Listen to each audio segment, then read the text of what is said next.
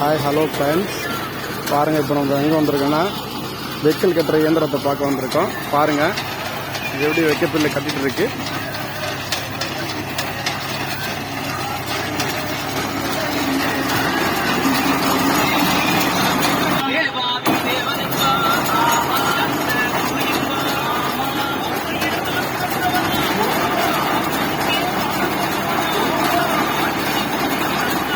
வைக்க ரோல் கட்டிட்டு இருக்கு பாருங்க ஃப்ரெண்ட்ஸ்.